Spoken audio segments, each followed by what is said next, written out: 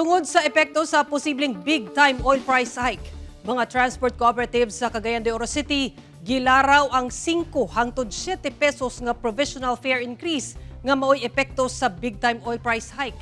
Ani ang dugang detalye.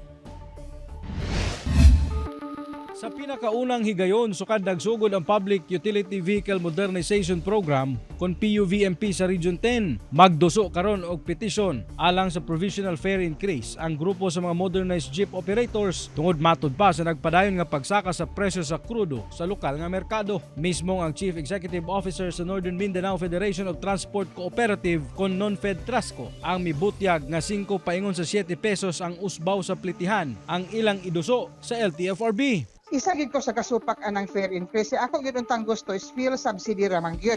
Dili ko gusto ana pang fare increase tungod kay kabalo na taon sa domino effect. Apan nakurat daw sila kagahapon sanglit kalit nga misaka ang presyo sa diesel sa ilang bulk supplier. From 56.10 to supplier's price pa ng 96.10 niabot na og kada litro 44. For something like 44 ang diferensya. So ang atong consumption magud sa fuel karon sa among kanilang wala labot sa ban 46 liters per day. So dati ang ato ang 56 sumukaon lang tag mga 2004 kapin. Karon sir og moabot na gid lugar na sa 9610. Moabot na gid siya sir og 4,000 kapin ang amo ang matubil sa usa ka adlaw. Lakip sab sa ilang ginapanawagan ang pag-release sa service contracting program sa LTFRB aron makaabag-abag sa ilang galastuhanan sa krudo. Sumala sa LTFRB 10 nga ginahulat na lang nila ang petition papers nga gikan sa Non-Fed Trasco.